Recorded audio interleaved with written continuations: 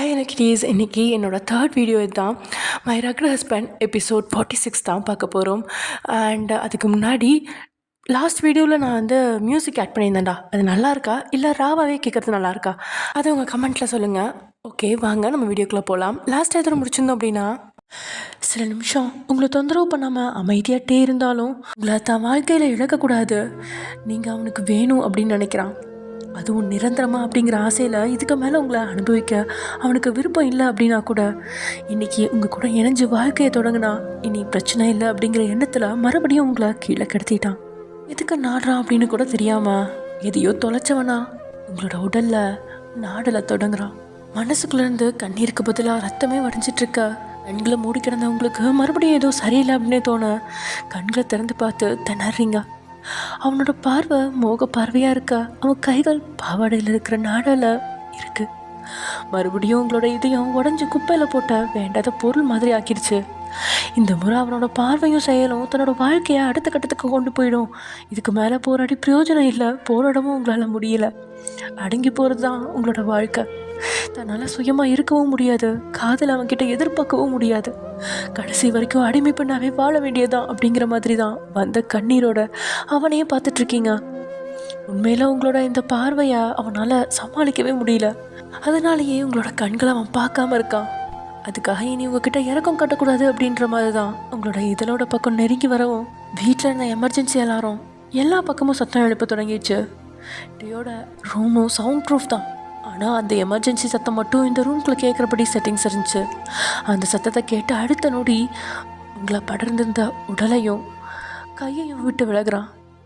எதுக்கு அந்த அலாரம் அடிக்குது அப்படின்னு புரியாமல் டேபிளில் இருந்த மொபைலை எடுத்து ஃபோன் பண்ணுறான் வெளியே இருக்கிற செக்யூரிட்டி கார்ட்ட.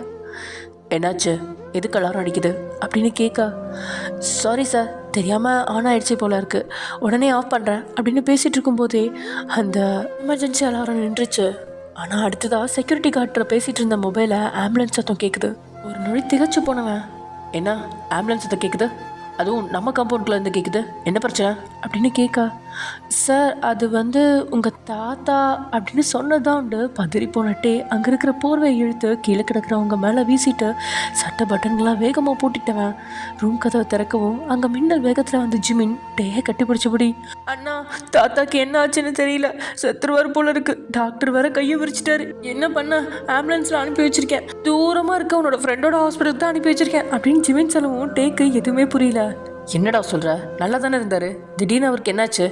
சரி, நீ இங்கே இருந்து வீட்டில் இருக்க எல்லாரையும் பத்திரமா பார்த்துக்கோ அப்படின்னு சொல்லிட்டு வேகமாக அங்கேருந்து கீழே போன டே காரில் ஹாஸ்பிட்டலுக்கு கிளம்பிட்டான். அரை மணி நேரத்துக்கு அப்புறம் ஹாஸ்பிட்டலுக்கு போய் சேர்றான். அங்கே தான் ஒரு ரூமுக்கு வெளியில் கண்ணீரோட லக்ஷ்மி, சுனில், ரகுநாதன்லாம் நின்றுட்டுருக்காங்க. தாத்தாவோட நிலைமை படு மோசமோ அப்படின்னு நினச்சிட்டு வேகமாக வந்தவன், என்னாச்சு தாத்தாவுக்கு, ரொம்ப சீரியஸா, வெளிநாட்டிலேருந்து டாக்டர் வர வைக்கணுமா அப்படின்னு கேட்க 3 பேருமே அதிர்ச்சியோட ஒரே நேரத்தில் டேயோட முகத்தை பார்க்குறாங்க. அதோட டேக்கு இருக்கிற சீரியஸ்னஸ் அவங்க 3 பேரோட முகத்துலேயும் இல்லாததால் கொஞ்சம் யோசிச்சுவேன். தாத்தாவுக்கு என்னாச்சு அப்படின்னு கொஞ்சம் பொறுமையாக கேட்குறான். எல்லாம் நான் பெத்த தருதல் யாரை வர்றது, நான் அப்போவே சொன்னேன் அந்த ஜிமினை ஊரை விட்டு துரத்தி வேணும், நீ தான் டே கேட்கல. தாத்தாவுக்கு ஆசையாக ஜூஸ் வாங்கிட்டு வந்தேன்னு சொல்லி தூங்கிட்டு இருந்த அந்த மனுஷனை எழுப்பி ஜூஸ் கொடுத்துருக்கான். அதில் என்ன கலந்தாலும் தெரியல, என் அப்பா மயக்கம் போட்டுட்டாரு, உயிருக்கு எந்த ஆபத்தும் இல்லை, இப்போ வரைக்கும் அவர் கண்ணை திறக்கல. இதில் வேற வீட்டில் இருக்க எல்லாருக்கிட்டையும் தாத்தா சாக போகிறாரு அது இதுன்னு சொல்லி பயமுறுத்தி யாரையும் வீட்டில் கூட இருக்க விடாமல் ஹாஸ்பிட்டலுக்கு அனுப்பி வச்சிட்டான் அப்படின்னு ரகுநாதன் திட்டி முடிக்கிறான். அப்படியே முகம் சுழிச்ச டேக்கு இப்போ தான் என்ன நடந்துச்சு அப்படின்னு ஓரளவுக்கு புரியுது. உங்களை டே இன்னைக்கு நெருங்கக்கூடாது அப்படின்னு ஜிமின் போட்ட திட்டத்தில் அவசரப்பட்டு சிக்கி சின்ன பின்ன ஆகிட்டான் பாலகிருஷ்ணா. அதுக்கேற்றபடி தான் பெட்ரூம் கதவை டே மூடுறதுக்கு முன்னாடியே ஜிமின் பெட்ரூம் கதவில் கையை வச்சுருந்தான். இதனால் கதவை மூடல. டே அங்கேருந்து போன அடுத்த நொடி கதவை ஃபுல்லாக ஓப்பன் பண்ணாமல் லைட்டாக திறந்து எட்டி பார்க்க தரையில் நீங்கள் போர்வைக்கிடையில் சுருண்டு கிடக்கிறத பார்த்தவனுக்கு நெருடலாக இருக்குது. கண்ணம்மாவை அழைச்சி ரூமுக்குள்ளே அனுப்புகிறான். உள்ளே வந்த கண்ணம்மாவுக்கு டேயோட அனுமதி இல்லாமல் வந்ததுக்கு பயந்தான். அவனுக்கு தெரிஞ்சா தோலை உரிச்சு எடுத்துருவான். இருந்தாலும் ஏதோ தைரியத்தில் வந்தவ போர்வையை விலக்கி பார்க்குறா. ட்ரெஸ் எல்லாம் கொஞ்சம் களைஞ்சு கிடக்க, கை கால்கள் கட்டப்பட்ட நிலைமையில கண்ணீரோட எதுவும் பேசாமல் படுத்து கிடக்கிற உங்களை பார்த்தவளுக்கு அவ்வளோ வேதனை ஆயிடுச்சு. வேகமாக கைகால் கட்டுக்களெல்லாம் அவிழ்த்து விடுறா கண்ணம்மா. ஒயன், ஒன்றும் இல்லைம்மா, பயப்படாத அப்படின்னு கண்ணம்மாவோட குரல் கேட்டதும் எழுந்து உட்காந்துருந்த பொசிஷன்லேயே கண்ணம்மாவை அழுத்தி கட்டிப்பிடிச்சு, நான் இனிமே இங்கே இருக்க மாட்டேன். என்னை என் பாட்டி கூட அனுப்பி வைங்க. இல்லைன்னா எனக்கு கொன்று போட்டுருங்க ப்ளீஸ். நான் செத்தாலும் நிம்மதியாக சாவேன். அவர் என் விருப்பமே இல்லாமல் என் உடம்பை எடுத்துக்க பார்க்குறாருக்கா அப்படின்னு உங்களோட அழுகை குரல் கண்ணம்மாவுக்கு எவ்வளோ வேதனையாக இருந்துச்சோ அதை விட ஜிமினுக்கு வேதனையாக இருக்குது. ஏன்னா அவன் கதவை பூட்டாமல் வெளியே தான் நின்றுட்டுருக்கான். அவனோட கண்கள் எல்லாம் கண்ணீரில் நிறையுது. அவனோட அம்மாவோட அழுகை குரலை தான் உங்கள் மூலமாக திரும்ப அவன் காதில் கேட்குற மாதிரி இருக்குது. உண்மையில என்ன நடந்திருக்கும் அப்படின்னா, வீட்டுக்கு வந்ததுக்கப்புறம் நீங்கள் டேக்காக சூப்பை சமைச்சிட்டு அவனுக்கு கொடுக்கறதுக்காக போன நீங்கள் அழுதுகிட்டே பெட்ரூம்குள்ளே ஓடி வரதையும், உங்களுக்கு பின்னாடி டே ஓடி வந்ததையும், கதவுக்கு வெளியே நின்னபடி டே கோபத்தில் கத்துனதையும் கண்ணம்மா பார்த்துட்டா. பல நாட்களுக்கு அப்புறம் டேயோட கண்களில் இருந்த அத்தனை கோபத்தை பார்க்கவும் ஏதோ சரியில்லை அப்படின்னு சுதாரிச்சிட்ட கண்ணம்மா உடனே கிச்சனுக்குள்ளே வந்து அரிசி பாத்திரத்துக்கு இடையில புதைச்சி வச்சிருந்த ஜிம் கொடுத்த மொபைலை வெளியே எடுத்து அவனுக்கு தகவலை சொல்லிட்டா. அவனும் வீட்டுக்கு வந்த உடனே டேயோட படுக்கை அறை கதவை தட்டுறான். ஆனால் கதவு திறக்கல. ஒரு வேளை இப்போது ஜிமின் டேக்கு ஃபோன் பண்ணாலும் அவன் என்ன காரணம் அப்படின்னு கேட்பான். ஆனால் கதவை திறக்க மாட்டான் அப்படின்னு புரிஞ்சுட்டு தான் அவனோட பெட்ரூமுக்கு போய் ஏதோ தேடி பிடிச்சி ஒரு மாத்திரையை எடுத்து ஜூஸில் கலக்கி தூங்கிட்டு இருந்த தாத்தாவை வழுக்கு டைமாக எழுப்பி ஆசையாக 4 வார்த்தையில் பேசி தாத்தாவை வச்சு வீட்டில் இருக்கிற எல்லாரையும் பதற வச்சு டேவை கூட ஹாஸ்பிட்டலுக்கு அனுப்பி வச்சிட்டான். ஆண்கள் எல்லாம் அழமாட்டாங்க அப்படின்னு சொல்லுவாங்க. ஆனால் உங்களோட குரலை கேட்கும்போது அவன் கண்களில் இருந்து கண்ணீர் வடியுது. அம்மாவோட வாழ்க்கை படு மோசம். அக்காவோட வாழ்க்கை எந்த குழியில் விழுந்துச்சு அப்படின்னு தெரியல. தோழியோட வாழ்க்கையும் அவள் விருப்பப்பட்ட வாழ்க்கைக்குள்ளே போகாமல் வேற எங்கேயோ போயிட்டுருக்கு. இனி உங்களோட வாழ்க்கையும் அப்படித்தானா? டேயோட அமைதியான குணம் தெரிஞ்சா நீங்களும் டேயும் ஒன்றா இருப்பீங்க அப்படின்னு பலதையும் யோசிச்சு தான் உங்ககிட்ட இன்னைக்கு பேசினான். ஆனால் அது எல்லாம் மொத்தமாக சேர்ந்து உங்களையும் இந்த வீட்டோட அடிமையாக்குது அப்படிங்கிற சோகத்திலேயே அங்கேயே நின்னவன் கதவை மெல்லமாக தட்டி, கண்ணம்மா ஒரு முறை வெளியே வா அப்படின்னு சத்தம் போடுறான். அழுதுட்டு இருந்த உங்களை விட்டு விலகின கண்ணம்மா, ஒன்றும் இல்லைம்மா, நீ பயப்படாத, ஜிமின் தம்பி வெளியே தான் நிற்கிறான், நீ முதல்ல ட்ரெஸ் சேஞ்ச் பண்ணு, உனக்கு எதுவும் ஆகாது, ஜிமின் தம்பி பார்த்துப்பாரு, நீ அவரை நம்பு அப்படின்னு கண்ணம்மா அவளோட ஆறுதலுக்காக வார்த்தைகளை சொன்னாலும் அந்த வார்த்தைகள் முழு சோகமும் குறைக்கல அப்படின்னா கூட இறந்து போகணும் அப்படிங்கிற உங்களோட தவறான முடிவை ஓரங்கிட்ட வைக்குது. கண்ணம்மாவே உங்களை ட்ரெஸ் மாற்ற ரூமுக்குள்ளே கொண்டு போய் விட்டுட்டு வெளியில் வரா. தம்பி என்ன பண்ணுறது, வீட்டில் ஆம்பளைங்க யாரும் இல்லை, பேசாமல் அந்த பிள்ளைய எங்கேயாவது கொண்டு போய் விட்டுறீங்களா, அவ்வளோ பாட்டியும் எங்கேயாவது போய் நிம்மதியாக இருக்கட்டும், நீங்கள் உங்கள் பொண்டாட்டி கூட எங்கேயாவது போயிடுங்க, எனக்கு எந்த பிரச்சனையும் வராது, என்ன லக்ஷ்மி அம்மா பார்த்துப்பாங்க, அவங்கள நான் பார்த்துக்கிறேன் தம்பி அப்படின்னு கண்ணம்மா சொல்ல கண்ணம்மாவே அப்படியே அழுத்தி கட்டி பிடிக்கிறான். ஏன் கண்ணம்மா, நான் ஆசைப்படுறது எதுவுமே நடக்க மாட்டேங்குது. கிட்டத்தட்ட விவரம் தெரிஞ்ச நாள்லேருந்து பார்க்குறேன், ஆம்பளைங்க தான் எல்லாத்தையும் அடக்கி வைக்கிறாங்க, பொண்ணுங்க எல்லாம் அடிமைப்பட்ட வாழ்க்கையை வாழ்கிறாங்க, இது என்றைக்குமே மாறாதா அப்படின்னு அவன் கேட்க அவனை விட்டு விலகுனவ அவன் கண்களை தொடச்சி விட்டுறா. இது முதல் முறையாக ஒன்றும் அவனோட கண்களை தொடச்சி விடுறதில்ல. ஜிமின் யாருக்கிட்டையும் அழலை அப்படின்னாலும் கூட கண்ணம்மா முன்னாடி சில நேரம் தன்னை மீறி கண்ணீர் வடியும். இங்கே பாருங்க தம்பி, எல்லாம் மாறும், உங்கள் பொண்டாட்டியை நீங்கள் நல்ல விதமாக தானே பார்த்துக்கிறீங்க, உங்களுக்கு பிறக்கிற குழந்தைங்க பொண்ணு ஆணும் சமம்னு நம்பும், கவலைப்படாதீங்க, நீங்கள் இங்கேருந்து போய் சந்தோஷமாக உங்கள் வாழ்க்கையை பாருங்கள் தம்பி, இந்த குடும்பத்தில் இருக்கிற ஆம்பளைங்களை திருத்த முயற்சி பண்ணி பிரயோஜனம் இல்லை அப்படின்னு கண்ணம்மா அழுத்தமாக சொல்கிறா. ஏன்னா அவளும் இந்த வீட்டில் 15 வருஷமாக வேலை பார்க்குறா. இங்கே நடக்கிற செயல்களை வச்சு அவளுக்கு தெரியாதா என்ன, ஒரு வேலைட்டே திருந்த நினச்சா கூட சுனில் அதுக்கு விடவே மாட்டான் அப்படிங்கிறது கண்ணம்மாவோட 100 மடங்கு உறுதியான நம்பிக்கை.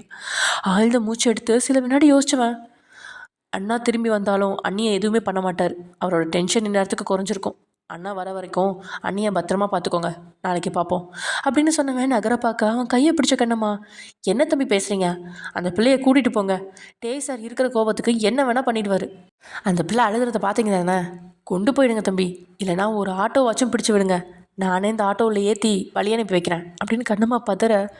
இங்கே பாரு கண்ணம்மா, நான் பொறுப்பை பார்த்து பயந்து ஓடுறேன் தான், அதுக்காக இந்த வீட்டு பொம்பளைங்க யாருமே ஆம்பளைங்களை பார்த்து பயந்து ஓடக்கூடாது, ஒயன் அண்ணி இங்கே தான் இருப்பாங்க, பீச்சு பார்க்னு எல்லா இடத்துலையும் டே அண்ணா ரொம்ப நாளைக்கு அப்புறம் சிரித்து சந்தோஷமாக இருந்ததா பாடி கார்டு சொன்னாங்க, கண்டிப்பாக ஒயன் அண்ணி அண்ணாவை முழுசாக மாற்றுவாங்க, அப்படி மாற்ற முடியலனாலும் அண்ணனே ஒரு கட்டத்தில் ஒயன் அண்ணிக்காக மாறிப்பார் அப்படிங்கிற நம்பிக்கை எனக்கு இருக்குது. இது எதுவுமே முடியலனாலும் நான் தியாவை கொஞ்சம் நம்புகிறேன், அவள் கண்டிப்பாக ஏதாவது பண்ணுவாள், அப்புறம் பயந்து ஓடினாலும் அண்ணாவோட பார்வையிலேருந்து அண்ணி எங்கேயுமே தப்பிக்க முடியாது, ஸோ நீ என்ன நம்பு, அவங்கள பத்திரமா பார்த்துக்கோ, நான் கிளம்புறேன் அப்படின்னு சொல்லி கண்ணம்மாவோட கண்ணத்தில் ஒரு முத்தத்தை கொடுத்தவன் சோகமாக அங்கேருந்து கிளம்பிட்டான். அந்த கேப்பில் நீங்களும் ட்ரெஸ்ஸை மாற்றிட்டு வந்துட்டீங்க, கண்ணெல்லாம் அப்படியே கண்ணீர் நிற்க உங்ககிட்ட இனி என்ன சொல்கிறது, ஜிமின் ஆறுதலாக இருப்பான், அழைச்சிட்டு போவான் அப்படின்லாம் வாய்க்கு வந்ததை சொல்லிட்டா கண்ணம்மா, இனி நீங்கள் கேட்டால் என்ன சொல்கிறது அப்படின்னு கண்ணம்மா திணற நீங்கள் பொறுமையாக அங்கே இருக்கிற சோஃபாவில் உட்காடுறீங்க.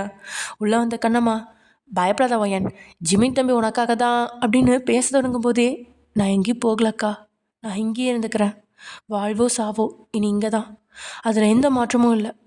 நீங்கள் வெளியே போங்க, அவர் வந்தால் கோவப்படுவார் அப்படின்னு நீங்கள் உங்களை தானே பக்குவப்படுத்திக்கிட்டு உட்காந்துருக்கீங்க. உண்மையில் உங்களை பார்க்கும்போது அத்தனை வேதனை ஆயிடுச்சு கண்ணம்மாவுக்கு.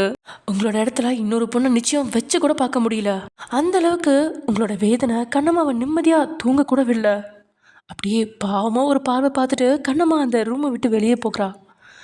நாளைக்கு கல்யாணம், ஆனால் வீட்டில் இருக்கிற யாருக்குமே துளி அளவு கூட மகிழ்ச்சி அப்படிங்கிறதே இல்லை. 9 வருஷத்துக்கு முன்னாடி நடந்த அந்த கல்யாணத்து போது கூட எல்லா ஆண்களும் மகிழ்ச்சியாக இருந்தாங்க, ஜிமினை தவிர. ஆனால் இன்னைக்கு யாருக்குமே மகிழ்ச்சி அப்படிங்கிறது இல்லை. உங்களோட வாழ்க்கையை நினச்சி கண்ணம்மா தூக்கம் வராமல் பூஜை அறைக்கு முன்னாடி போய் உட்காந்துட்டு கையெடுத்து கடவுளை கும்பிட்டபடியே, கடவுளே எனக்கு ஏதாவது உதவி பண்ணுங்க.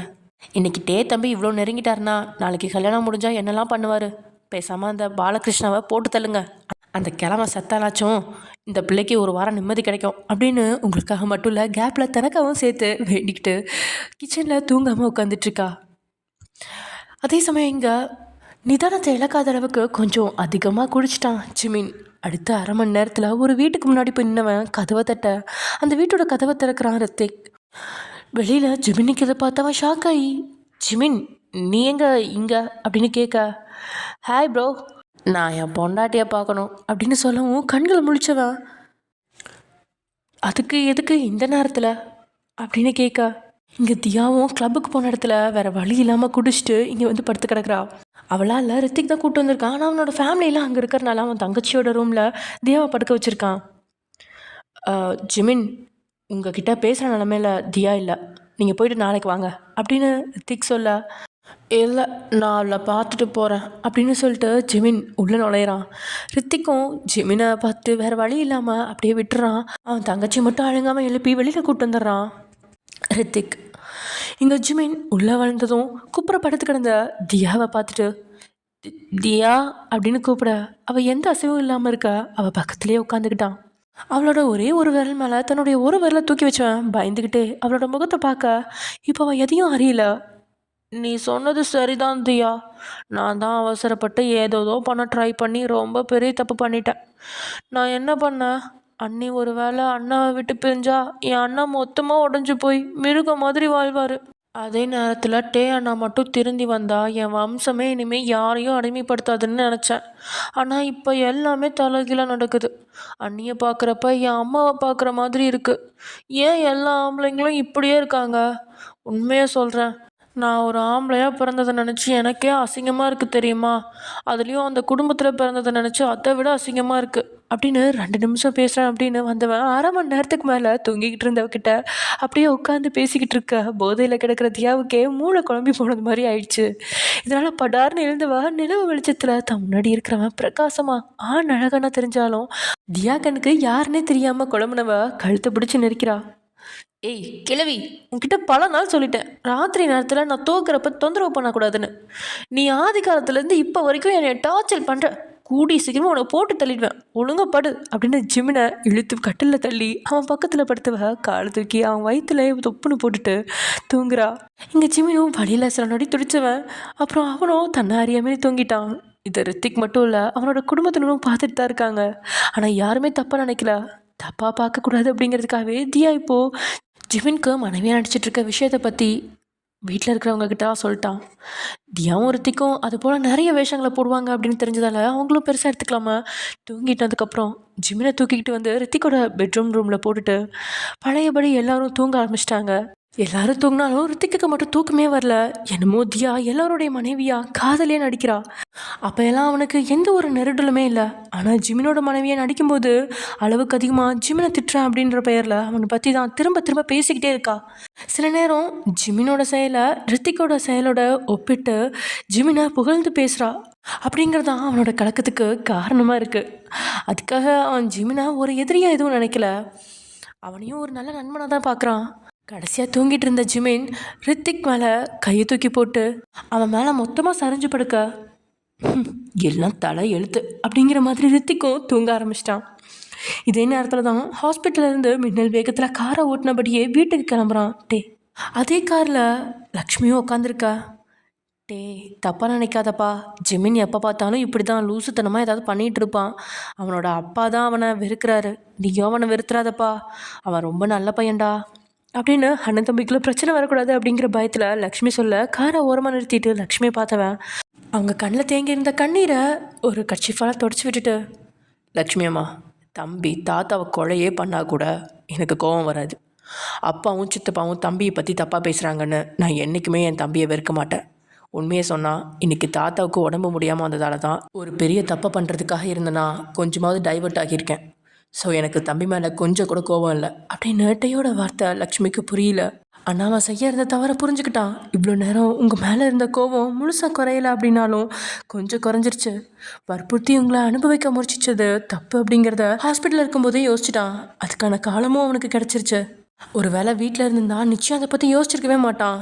உங்களை இந்நேரத்துக்கு முழுசாக எடுத்து சாப்பிட்றது மாதிரி அனுபவிச்சிருப்பான். ஆனால் ஹாஸ்பிட்டலுக்கு வந்த கேப்பில் கொஞ்சம் மனசு அமைதியாக தன்னுடைய தவறை புரிஞ்சுக்கிட்டான். அதுக்காக உங்ககிட்ட மன்னிப்புலாம் கேட்க மாட்டான். எப்படியோ அண்ணன் தம்பி 2 பேரும் ஒத்துமையாக இருந்தால் சரி அப்படிங்கிற மாதிரி லக்ஷ்மி கொஞ்சம் மகிழ்ச்சி அடைகிறா. அப்புறம் நான் உன்னை கேட்குறேன்ப்பா, தப்பாக நினைக்காத. ஒயனை எங்கப்பா வெளியில் கூட்டிகிட்டு போனேன்? அவள் ரொம்ப சந்தோஷமாக இருந்தா. கிச்சனில் நின்று என்னை வந்து கட்டி பிடிச்சி கன்னத்தில் உம்மா தந்தா. எனக்கு உங்கள் பையனை பிடிச்சிருக்கு, நான் அவரை விட்டு போக மாட்டேன், அவர் கூட வாழ போகிறேன், நாளைக்கு கல்யாணம் பண்ணிக்க போகிறேன் அப்படின்னுலாம் சத்தம் போட்டு உனக்காக சூப் சமைச்சிட்டு இருந்தா. அவளை அப்படி எங்கடா கூட்டிகிட்டு போனேன் அப்படின்னு லக்ஷ்மியோட உதட்டில் புன்னகை அளவுக்கு அதிகமாக தவழுது. ஆனால் டேக்கு தான் அந்த வார்த்தையை கேட்கும்போது கொத்தா இதயத்தை பிடுங்கி போட்ட மாதிரி ஆகிடுச்சு. ஒரு பார்வையை லக்ஷ்மியை பார்த்தவன், அம்மா உண்மையாவா சொல்கிறீங்க அப்படின்னு லக்ஷ்மியோட கண்களை தான் நோட்டமிட்டுறான். உண்மையில் அவள் உண்மையை தான் சொல்கிறாளா இல்லை பொய் சொல்கிறாளா அப்படின்னு தெரிஞ்சுக்கதான் இந்த நோட்டம். ஆமாடா, நீ அவளுக்கு ஏதோ ஐஸ்கிரீம் வாங்கி கொடுத்த, அப்புறம் ரோட்டு கடையிலேருந்து சாப்பாடு வாங்கி கொடுத்த, அவள் உனக்கு ஏதோ கீச்சைன் வாங்கி தந்தான்னு ஏதேதோ சொன்னாடா. எனக்கு உண்மையாகவே ரொம்ப சந்தோஷம்ட்டே. அவளை இந்த மாதிரி சந்தோஷமாக பார்த்துக்கோ. அப்பப்போ வெளியில் கூட்டிகிட்டு போ. யார்கிட்ட கோவப்பட்டாலும் அவகிட்ட கோவப்படாதுடா. அம்மா அப்பா இல்லாத பொண்ணு பாசத்துக்கு எவ்வளோ ஏங்குவா. அதை புரிஞ்சுக்கிட்டு அவள் ஆசைப்படி அவளை சந்தோஷமாக பார்த்துக்கோ அப்படின்னு லக்ஷ்மி சொன்ன வார்த்தையில் அவள் பொய் சொல்ல அப்படிங்கிறது புரிஞ்சிருச்சு. பெரிய தப்பு செஞ்சுட்டனோ அப்படின்னு மனசு கொஞ்சம் யோசித்தாலும் அந்த காலேஜ் அட்மிஷன் ஃபார்ம் இன்னும் பேக்கெட்டில் தான் இருக்க. தவறை ஏற்றுக்க மனசு வராமல் கொஞ்சம் நேரம் அமைதி காக்குறான்.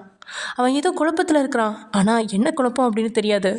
ஒரு வேளை தாத்தா ஹாஸ்பிட்டலில் இருக்கிறதுனால தான் இந்த குழப்பமா அப்படின்னு யோசித்த லக்ஷ்மி வேறொரு விஷயத்த மனசில் நினைத்தபடியே டேக்கிட்ட கேட்கலாமா வேண்டாமா அப்படின்னு திணறா. என்னதான் உங்களை நினச்சி அவன் யோசனையில் மூழ்கி இருந்தாலும் பக்கத்தில் இருக்கிற அம்மாவோட பார்வையில் எதையோ உணர்ந்தவனா திரும்பி பார்த்தவன், ஏதாவது என்கிட்ட சொல்லணுன்னா டைரெக்டாக சொல்லுங்கள். ஆனால் ஒயனை படிக்க அனுப்புகிற விஷயத்தை பற்றி மட்டும் என்கிட்ட கேட்காதீங்க. நான் படிக்க அனுப்ப மாட்டேன், வீட்டை விட்டு வெளியே விடவும் மாட்டேன் அப்படின்னு உறுதியாக சொல்லிட்டான். டேயோட இந்த ஒரு பிடிவாதமான விஷயம் மட்டும் உங்களுக்கு பிடிக்கவே இல்லை. படிக்க சொல்கிறதுல என்ன தப்பு இருக்குது? தன்னை போல் தன்னோட மருமகளும் வாழ்நாள் முழுக்க இந்த வீட்டோட அடிமையாக இருக்கணுமா அப்படின்னு மனசு நொந்துக்கிட்டாலும் வீட்டில் இருக்க மற்ற 3 ஆண்களும் நிச்சயம் திருந்த மாட்டாங்க. ஆனால் டே நிச்சயம் திருந்துவான் அப்படிங்கிற நம்பிக்கை லக்ஷ்மிக்கு உண்டு.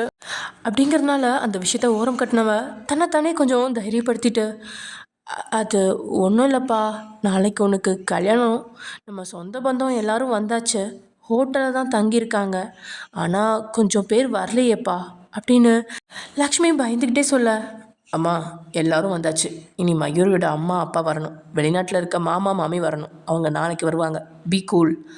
அப்படியே அவங்க வரலனா இந்த கல்யாணம் ஒன்றும் நிற்க போகிறதில்ல அப்படின்னுட்டே அசால்ட்டாக சொல்கிறான். இன்னும் கொஞ்சம் தடுமாறின லக்ஷ்மி, இல்லைப்பா அவங்கள சொல்லலை, இன்னும் நமக்கு சொந்த பந்தங்க இருக்காங்கல்ல அப்படின்னு லக்ஷ்மி வார்த்தையை இழுக்க எல்லாரையும் அழைச்சிட்டான். இனி யார் இருக்காங்க அப்படின்னு புரியாதவனா அவன் லக்ஷ்மியை பார்க்க அவனுக்கு இன்டைரக்டாக சொல்லி பிரயோஜனம் இல்லை, நேரடியாக சொல்லிடலாம் அப்படிங்கிற மாதிரி.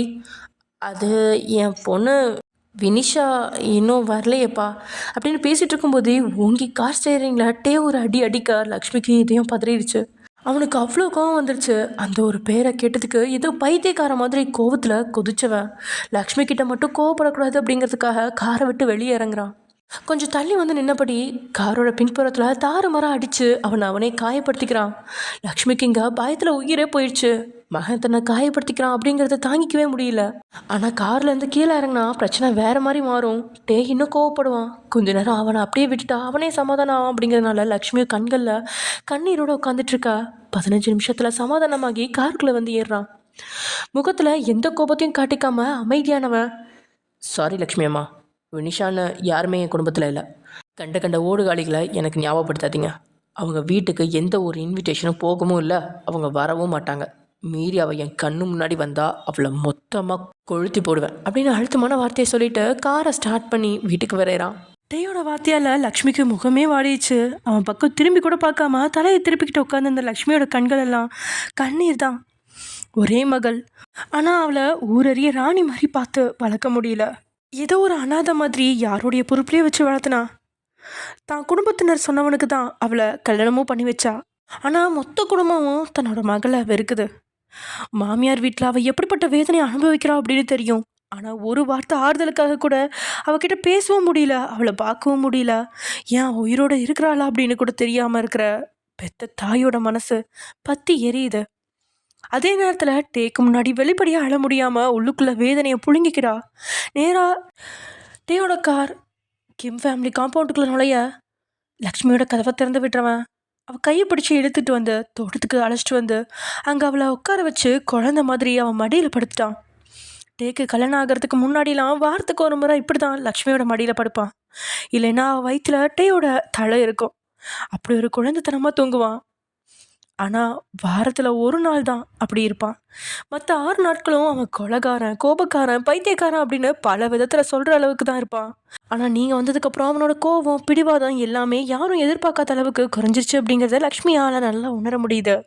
அவனோட தலையில் கையை வச்சு தடவி விட்டவ, என்னை மன்னிச்சிடுப்பா, சும்மா தான் கேட்டேன், இனிமே நான் அப்படி பேச மாட்டேன், அம்மாவை தப்பாக நினைக்காத அப்படின்னு லக்ஷ்மி கொஞ்சம் இறங்கி வந்து பேச, என்னையும் மன்னிச்சிடுங்க, புரிஞ்சுக்கோங்கம்மா, அவள் உங்கள் பொண்ணு கிடையாது, அவள் இன்னொரு வீட்டோட மருமக, தேவையில்லாமல் அவளை பற்றி பேசி டென்ஷன் ஆக்காதீங்க, நல்ல காரியம் நடக்கிற இடத்துல அவளை பார்த்தாலே எனக்கு கோவம் தான் வரும் அப்படின்ற டேயோட வார்த்தை படும் மோசமாயிடுச்சு. திரும்ப திரும்ப பெத்த மனம் எத்தனை பாரத்தை தாங்கும் அப்படின்னு யோசிச்சாலும் 3 குழந்தைகள்ல அம்மாவை தாங்குற குழந்தை அப்படின்னா அது டே மட்டும்தான். பொண்ணு கல்யாணமாகி போயிட்டா. ஜிமின் மாதத்துக்கு ஒரு முறை வீட்டுக்கு வர்றதே பெரிய விஷயம். டே அப்படிங்கிற ஒருத்த மட்டும் இல்லை அப்படின்னா ரகுநாதனோட கையால் அடி வாங்கி என்னைக்கும் லக்ஷ்மி இறந்துருப்பா, இல்லைன்னா இன்னும் கொடூரமாக வாழ்ந்துட்டு இருந்திருப்பா. ஏதோ டே அப்படிங்கிறவன் இருக்கிறதுனால தான் இந்த அளவுக்காவது அவளால் தாக்கு பிடிக்க முடியுது அப்படிங்கிறதால 3 பிள்ளைகளில் எப்பயுமே டே அவளோட முதல் பிள்ளை அப்படிங்கிற அளவுக்கு பாசத்தை கொடுப்பா. அதுக்கேற்றபடி மனசில் இருக்கிறத ஓரம் கட்டி விட்டு அவனோட தலையை தடவியபடியே அவனை இன்னும் கொஞ்சம் சமாதானப்படுத்துகிறா லக்ஷ்மி.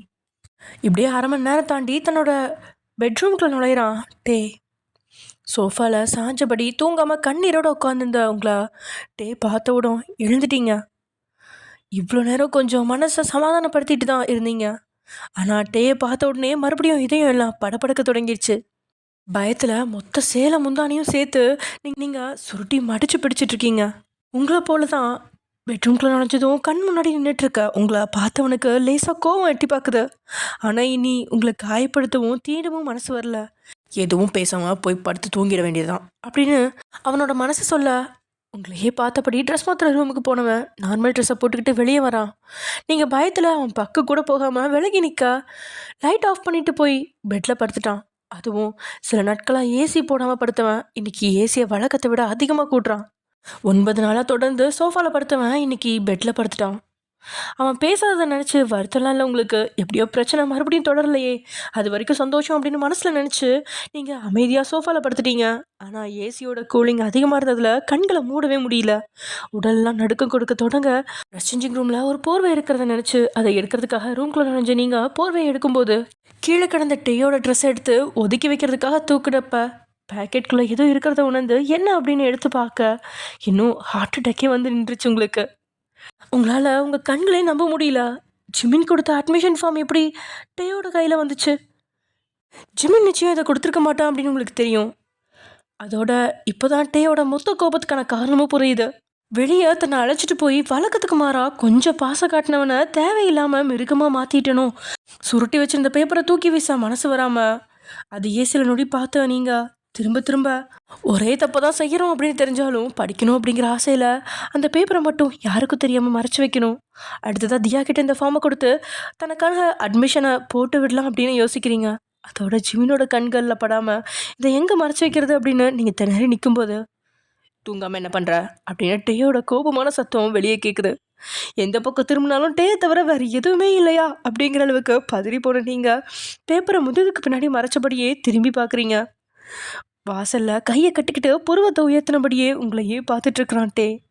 உங்களுக்கு தைரியமே இல்லை அப்படின்னாலும் அது தூக்கம் வரல, குளிராக இருந்துச்சு, பெட்ஷீட் எடுக்கிறதுக்கு வந்தேன் அப்படின்னு நீங்கள் தடுமாறி பேசிகிட்டு இருக்கும்போதே உன் கையில் இருக்க ஃபார்மை என்கிட்டதா அப்படின்னு கேட்டான் டே. அவன் மனசை கேட்டால் கொடுக்கறதுக்கு தயாராக இருக்கிற உங்களுக்கு உடலை மட்டும் இல்லை, இப்போ அந்த அட்மிஷன் ஃபார்மை கூட கொடுக்க விருப்பம் இல்லை. இதனால் தயங்கியபடியே பின்னோக்கி நடந்த நீங்கள் இது எனக்கு வேணும், நான் தரமாட்டேன் அப்படின்னு பயந்துக்கிட்டே நடக்கிறீங்க. அங்கே இருக்கிற கண்ணாடியில் மோதி நின்றுட்டீங்க. ஏற்கனவே நீங்கள் காலேஜுக்கு போகிறேன் அப்படின்னு சொன்னதால தான் இவ்வளோ தூரம் பிரச்சனையே. இதில் அந்த அட்மிஷன் ஃபார்மை வேறு வச்சு பிரச்சனை பண்ணுற உங்களோட செயலால் டே அமைதியாக இருக்க நினச்சாலும் அவன் மனசு அமைதி நாடல. கோபம் அப்படியே அதிகமாக வருது. அப்படியே வேகமாக உங்கள் பக்கத்தில் அவன் நெருங்கி வரவும் பயந்து போகிறீங்க. ப்ளீஸ் எனக்கு இது வேணும், நான் தரமாட்டேன், என் பக்கத்தில் வராதீங்க அப்படின்னு வலது கையை அவன் நெஞ்சில் வச்சு தள்ள முயற்சிக்கவும் உங்களோட வலது கையை ஒரே பிடியாக பிடிச்சி சொலட்டி முதுகுக்கு பின்னாடி கொண்டு வந்துட்டான். நீங்கள் அப்படியே பயந்து போய் இடது கையில் இருந்த ஃபார்மை சேலைக்குள்ள சுருட்டி மறைக்க பார்க்குறீங்க. ஆனால் அவன் இடுப்பில் கையை போட்டு ஃபார்மை எடுக்கிறேன் அப்படின்னு மொத்த இடுப்பையும் வருடியபடியே உங்களோட உடலை கூச வச்சு ஃபார்மை அவன் பிடிச்சி இழுத்து எடுத்துட்டான். ஆனால் அந்த படிவத்தை படார்னு பிடிச்ச நீங்கள் செத்தாலும் விடமாட்டேன் அப்படின்னு இன்னொரு பக்கம் இழுக்க ஃபார்மு பாதி பாதியாக கிழிஞ்சு உங்கள் கையில் பாதி டே கையில் பாதின்னு வந்துருச்சு. அதுக்கே உங்களோட உயிரே போன மாதிரி ஆகிட மீதி ஃபார்மையும் உங்கள் கையை நினைச்சு திறக்க வச்சு எடுத்துட்டான். அப்படியே உங்களை விட்டு விலகவும் அவன் பக்கம் ஓடி வந்து அவன் கையை பிடிச்சி இழுத்த நீங்கள் அது என்கிட்ட தாங்க, நீங்கள் ஏன் இந்த மாதிரி நடந்துக்கிறீங்க, எனக்கு சத்தியமாக உங்களை பிடிக்கவே இல்லை, எனக்கு உங்கள் காசு பணம் எதுவுமே தேவையில்லை, அதை மட்டும் தாங்க அப்படின்னு பலமாக அவன் கையிலையும் நெஞ்சிலையும் தாறுமாறாக அடிக்கிறீங்க. இத்தனை நாளில் நீங்கள் இப்படியெல்லாம் அடித்ததும் சத்தம் போட்டதும் இல்லை. ஆனால் இன்றைக்கி உங்களோட படிக்க வேணும் அப்படிங்கிற ஆசையால் உங்களோட கோபம் கூட கண்ணீராகவும் அவன் மேலே வன்மமாகவும் வெளிப்படுறத பார்க்கும்போது அவனுக்கு அவ்வளோ கோபம் வருது. கன்னத்திலே உன்னை கொடுத்து உங்களை கீழே விழ வைக்கலாம் அப்படிங்கிற அளவுக்கு ஆத்திரம் டேக் அதிகரிக்குது. இருந்தாலும் மற்றவங்களை அடித்து காயப்படுத்துகிற மாதிரி உங்களை காயப்படுத்தக்கூடாது, அது இந்நேரத்தில் உங்களை அடக்கி வைக்கணும் அப்படிங்கிற எண்ணத்தில் அந்த ஃபார்மை சுருட்டி மொத்தமாக பேக்கெட்டில் வச்சுட்டு உங்களோட 2 கைகளையும் முதுகுக்கு பின்னாடி பிடிச்சி இழுத்தபடி பால்கனிக்கு அழைச்சிட்டு போனவன் அங்கே இருக்கிற ஃபயர் கோலில் பட்டன் அழுத்தி நெருப்பை மூட்டான். சில வினாடிகளில் என்னதான் குளிராக இருந்தாலும் நெருப்பு ஆட்டோமேட்டிக்காக பற்றி எரிய அவன் அடுத்து என்ன செய்ய போகிறான் அப்படிங்கிறத புரிஞ்சு நீங்கள் பதறி போய் வேண்டாங்க, அந்த மாதிரி மட்டும் பண்ணாதீங்க, நான் கஷ்டப்பட்டு அதை வாங்கியிருக்கேன், ப்ளீஸ் என்னை படிக்க மட்டும் அனுப்புங்க, அதுக்கு மேலே எனக்கு எதுவும் வேண்டாம், அந்த ஃபார்மை தந்துடுங்க, உங்கள் காலில் வேணால் விழுந்து கெஞ்சி கேட்குறேன், நான் படிக்கிறத தாண்டி வேறு எதுவும் ஆசைப்பட மாட்டேன், என்னை படிக்க மட்டும் அனுப்புங்க, 3 வருஷம் மட்டும் எனக்கு டைம் தாங்க அப்படின்னு நீங்கள் கண்ணீர் வடிக்கவும் பேக்கெட்டில் இந்த ஃபார்மை தூக்கி நெருப்பில் போட்டான். நீங்கள் என்னமோ தாமேலேயே தான் நெருப்பு பட்டது மாதிரி அலறி சத்தம் போட்டு துடிக்கிறீங்க. உங்களோட கண் முன்னாடியே அந்த காகிதம் நெருப்பில் சாம்பல் ஆயிடுச்சு. அழுது புலம்பி கண்ணீருக்கு மேலே கண்ணீர் வடித்த உங்களால் அந்த ஃபார்மை காப்பாற்ற முடியல. ஏன்னா உங்களோட 2 கைகளும் டேயோட 2 கைக்குள்ளே அடங்கியிருக்கு. மொத்தமாக அது சாம்பல் ஆனதுக்கப்புறம் பட்டனை அழுத்தி நெருப்பை அணைச்சிட்டான். இன்னொரு பட்டனை ஆன் பண்ணி ஃபயர் கோலை மொத்தமாக மூடிட்டான். இன்னொரு பட்டன் அழுத்தி அங்கே இருக்கிற பால்கனியில் திரையும் மொத்தமாக மூடிட்டான். அதுக்கப்புறம் உங்களோட கையை விட வச்சவன் இன்னொரு முறை இந்த மாதிரி ஏதாவது பண்ணேன்னு வச்சுக்கோ, நடக்கிறதே வேற, கொஞ்சம் பாவம் பார்த்தா தலைக்கு மேலே ஏற பார்க்குறியா, நான் முதலும் கடைசியுமா சொல்கிறேன், படிக்கணும் சுயமாக இருக்கணும்னு ஆசைப்பட்டேன்னா நடக்கிறதே வேற. உனக்கு அப்படி படிக்கணும்னா உன் பாட்டி வீட்டில் இருக்கிறப்ப படிக்க வேண்டியது தானே, ஏன் என் வாழ்க்கையில் வந்து பிரச்சனை பண்ணுற, 3 வருஷம் உன்னை தொடாமல் உன்னை உன் விருப்பத்துக்கு விடணும்னா அப்புறம் எதுக்குடி நீ என்ன கட்டின, வேற எவனாவது கட்டிக்க வேண்டியதானே, கட்டிக்கிட்டு உன்னை தொடாமல் வேடிக்கை மட்டும் பார்க்கணுமா, நான் என்ன ஆண்மை இல்லாதவனா, உனக்கு தூக்கம் வந்தால் போய் படுத்து தூங்கு, இல்லையா இங்கே கிடந்து அழு அப்படின்னு சொல்லிட்டு டே அங்கேருந்து நடக்கவும் நீங்கள் மொத்தமாக உடஞ்சி போயிட்டீங்க. உண்மையில் டே கிட்ட கெஞ்சி கெஞ்சி உங்களுக்கே வாழ்க்கை வெறுத்துருச்சு அப்படிங்கிற மாதிரி தான் இருக்குது. எல்லாத்தையும் விட படிக்கணும் அப்படிங்கிற ஆசை உங்களால் அதை ஓரம் கட்டவே முடியல. அவன் ஃபார்மை எரிச்சிட்டான் அப்படிங்கிற ஆத்திரம் தலைக்கேற திரும்பி பார்த்து நீங்கள், நான் உங்கள் கூட வாழ விரும்பலை, எனக்கு டிவோர்ஸ் தாங்க, உங்களை மாதிரி ஒரு மிருகத்துக்கு கூட குடும்பம் நடத்துறதை விட என் வாழ்க்கை 11 நாள்லேயே நாசமாக போச்சுன்னு வீட்டில் வாழ வெட்டியாக இருந்தால் கூட எனக்கு பிரச்சனை இல்லை, இங்கே வேலைக்கறியாக இருக்கிறத விட என் பாட்டி வீட்டில் ராணி மாதிரி நான் இருப்பேன், பொண்டாட்டியை படிக்க அனுப்ப துப்பில்ல, அவள் உடம்பு மட்டும் வேணுமா அப்படின்னு ஆத்திரத்தில் நீங்கள் சொன்ன ஒவ்வொரு வார்த்தையும் டேயோட கோபத்தை பல மடங்கு தூண்டிடுச்சு. இது போல் உங்கள் வாயிலிருந்து இந்த வார்த்தை வரக்கூடாது அப்படின்னு தான் நினச்சான். உங்களோட ஒவ்வொரு வார்த்தையும் நீங்கள் சுயமாக இருக்க விரும்புகிறீங்க அப்படிங்கிறத காட்டிருச்சு. இதனால தான் பொண்ணுங்க சுயமாக இருக்கக்கூடாது அப்படின்னு குடும்பத்தினர் எதுக்காக சொன்னாங்க அப்படிங்கிறதும் அவன் மனசில் புரிஞ்சிருச்சு அப்படிங்கிறது மாதிரி மனசு தவறான வழியை நாடவும் வேகமாக உங்கள் பக்கத்தில் வந்தவன் உங்கள் கையை பிடிச்சி சோட்டில் தள்ளுறான். அவன் தள்ளின வேகத்தில் தலை பட்டார்னு இடிக்கவும் ஆ அப்படின்னு அலறி உங்களோட கையை தலையில் வைக்கவும் 2 கையும் பிடிச்சு உங்கள் தலைக்கு மேலே தூக்குனவன் இன்னொரு கையால் உங்கள் முகத்தாடியை அழுத்தி பிடிச்சு, என்ன சொன்ன? டைவர்ஸா?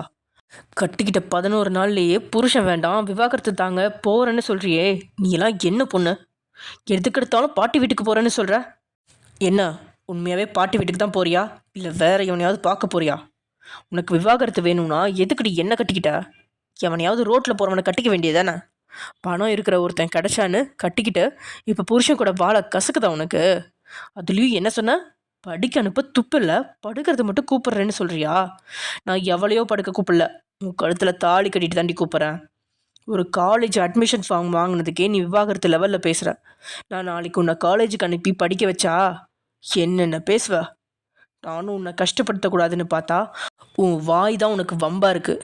இனி டேயோட ஆக்ஷன் தான் உனக்கிட்ட பேசும், சரியா? அப்படின்னு டீயோட மிரட்டில் கேட்டதுக்கப்புறம் கொஞ்சம் பயம் கொடுக்க தொடங்கிருச்சு உங்களுக்கு. ஆனாலும் அவன்கிட்ட மன்னிப்பு கேட்க மனசே வரல. ஒரு பொண்ணு அப்படின்னு தன்னை எவ்வளோ தான் கொடுமைப்படுத்த முடியும் அப்படிங்கிற மாதிரி அவன்கிட்ட கெஞ்சாமல் நீங்கள் நிற்கிறதே இன்னும் அவன் கோபத்தை தூண்டுது. அதுக்கேற்றபடி கைகளை அவங்களோட இடுப்பில் புகுத்தினவன் இடுப்போடு சேர்த்து தோளையும் அழுத்தி பிடிச்சி இழுத்ததில் பல்ல கடிச்சிட்டு இருந்தவங்களோட அலறல் சத்தம் மூடி இருந்த கண்ணாடி பால்கனி வழியாக வெளியே நின்ன பாடி கார்ட்களுக்கும் பயங்கரமாக கேட்குது. எல்லாரோட பார்வையும் பால்கனிக்கு தான் திரும்புது. ஆனால் அங்கே கண்ணாடி திரை பால்கனியோட வெளிப்புறத்தை மொத்தமாக மூடி இருக்கிறதுனால உள்ளே என்ன நடக்குது அப்படின்னு தெரியல. ஆனால் உங்களோட ஐயோ வலிக்குது விடுங்க அப்படின்னு அலறல் சத்தம் மரணத்துக்கு முன்னாடி கத்துற சத்தம் மாதிரி பயங்கரமாக இருக்குது. அந்த அளவுக்கு அழுத்தி பிடிச்சிருக்கான். சொல்லப்போனால் இடுப்பில் இருக்க எலும்பையே உடச்சி எடுத்துருவான் போல, அந்த மாதிரி ஆயிருக்கு. நீங்கள் அழுது மன்னிப்பு கேட்கவும் அவனோட கோபம் இன்னும் அதிகரிக்குது. எவ்வளோ தைரியம் இருந்தா டைவர்ஸ் கேட்ப? அப்படின்னா எதுக்கு என்னை கட்டினா? உனக்கு மட்டும் பணக்கார வாழ்க்கை வேணும், ஆனால் எனக்கு திரும்பவும் தனிமை இருட்டான வாழ்க்கை இழப்பு மட்டும் கிடைக்கணுமா? எல்லாருக்கிட்டே நான் எப்படி தெரியுது? இழிச்சவாய் மாதிரி தெரியுதா? ஏன் எல்லாரும் என்னை மட்டும் விட்டுட்டு போக நினைக்கிறீங்க? என்னை பார்த்தா அவங்க யாருக்குமே இறக்க வரலையா? டைவர்ஸ் கேட்குறத விட என்னை கொண்டுட்டு போக வேண்டியதானடி அப்படின்னு டீயோட சத்தத்தை தாண்டி அவன் கொடுத்த காயமும் உங்களை நல்லாவே வாட்டுது. உங்களை எவ்வளோ காயப்படுத்துகிறானோ அதை விட 100 மடங்கு காயம் டேயோட இதயத்திலும் கத்தியாக இறங்குது. மறுபடியும் வயலன்ஸ். டே என்ன போட்டுருவேன் தான் மிரட்டிட்டு இருக்கான். அட நீங்கள் உண்மையாலுமே என்ன போட்டுருவீங்க போல இருக்கே. பட் இருந்தாலும் நீங்கள் பேசுனது தப்பு தானே. இவ்வளோ தூரம் பேசுனீங்கன்னா அப்புறம் டே ரொம்ப கஷ்டப்படுவான்ல. ஆக்சுவலி இந்த செயல் எல்லாமே அவனோட தனிமை தான் செய்ய வைக்குது.